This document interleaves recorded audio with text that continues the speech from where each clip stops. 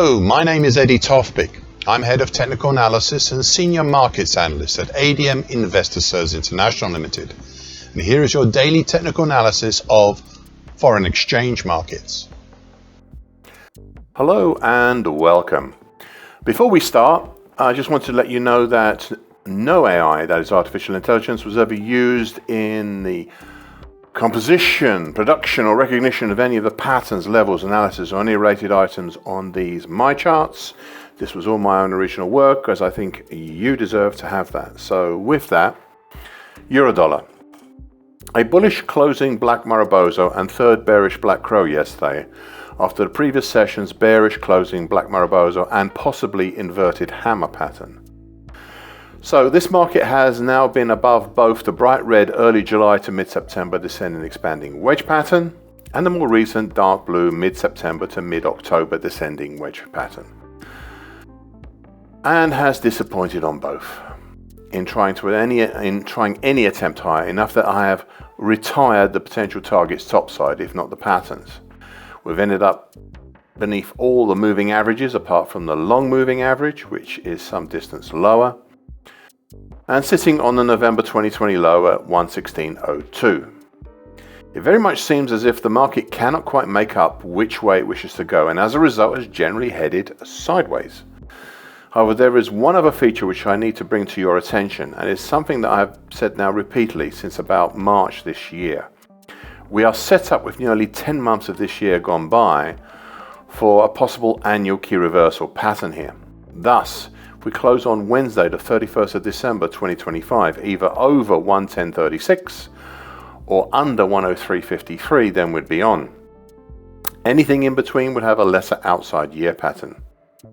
I'm at this stage not even going to contemplate what the result at the end of the year will be, just that we are set up to achieve one. Although right now it looks very much like an annual key reversal up. So far today, nothing much, a very small attempt higher, but then back to where we started. It seems the market may be waiting for something to happen. Cable, aka sterling against the US dollar. A third bearish black crow yesterday and a follow-on lower from the previous session's bearish closing black Maribosa. We seem to have formed since early August to mid-October a possible head and shoulders topping pattern, one that has become a little complicated since last week as prices try and punch down through not only the bright red neckline of this pattern, which is currently at 133.03, but also the purple neckline of a previous mid-May to late July head and shoulders top, which is currently at 133.34. And that's as well as the congestion below between 132.46 to 132.98. It's quite a lot to go through, all told. But what if I told you that rising rapidly from below is also the gold long moving average support, currently at 132.24, and it would all seem formidable? Well, it is, but the action since mid-May today can be seen as possibly a quite large double top pattern. With all the overhang overhead, it seems to be a reasonable force to tackle the supports, however much they may number. I'd keep a close eye on the gold long moving average as it enters the 132.46 to 132.98 support zone sometime next week.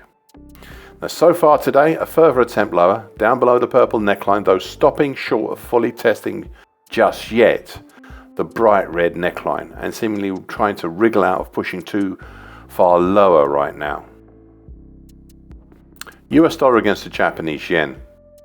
A third bullish white soldier yesterday and a follow-on from the previous session's bullish engulfing pattern.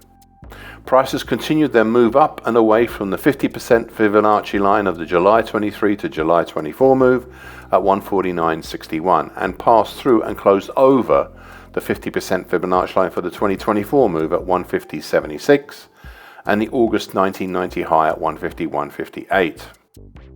The market also passed up through the combined highs of October 22 and November 2023 at 151.94 and 151.92 respectively, but closed right in amongst them at 151.93. The overall pattern for this market is the April 25 to date bright red bull channel. That's currently at 147.07 to 153.12, and we are towards the top end of that breach, though still valid pattern. In the even bigger picture, we also are still within the important large, shallow, and longer term early July 24 to mid-January 25 bearish shift pitch walk, closer to the dark blue upper tone, which is currently at 154.30. So far today, seemingly capped by the combined October 22 high and November 23 high, and really not going anywhere, just keeping testing it. US dollar against the CNH, the offshore Chinese yuan. A hammer pattern yesterday, not the most awesome of patterns, but still there, and usually seen as bullish, though there are bearish continuation versions available. This as it came after two indecisive patterns, an indecisive doji cross and an indecisive spinning top. Overall, the market is below all the moving averages and travelling down the attractor of the bright red extension to the lower trend line of the mid-January to late April 25 descending triangle pattern, which is currently at 712.49. Overhead we have Fibonacci congestion between 714.48 to 714.95, plus the green short medium moving average currently at 714.06, and the medium moving average currently at 715.74, as well as the dark blue neckline of the January to April 2022 reverse head and shoulders bottom. Now this one had been good at capping prices after being broken on the downside back in late August. Meanwhile below, well, there's not much bar the congestion between 706.32 to 706.57, and that's actually made up from the 50% Fibonacci line of the October 22 to April 25 move and the June 23 low respectively. However, the market has until recently seemed shy of testing that far down, stopping in mid-September at 708.45.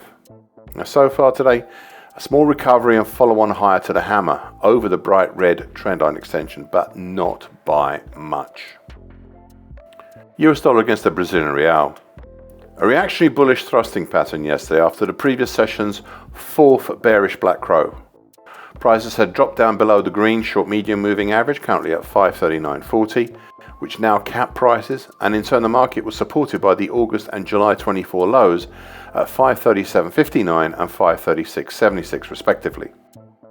In the bigger picture, the market has now fully established itself within the finessed bright red mid-December 24 to mid-April 25 bearish shift picture, sitting a little under the bright red middle time, currently at 545.61. We have near this time two other features: the declining mauve medium moving average, which has astonishingly travelled down with the middle time since June, and a dark blue neckline extension, currently at 543.71 of the June to September 2024 head and shoulders continuation pattern, though I suspect this last one is less of an influence these days. Below the market we have a couple of 38.2% Fibonacci lines to look out for, at 532.15 and 527 even, and a 61.8% Fibonacci line at 524.07. And then not much until the 50% Fibonacci line of October 19 to December 2024 move at 513.82. US dollar versus the Mexican peso. A second bullish, if small, white soldier yesterday after the previous session's indecisive spinning top. That was also a bullish harami.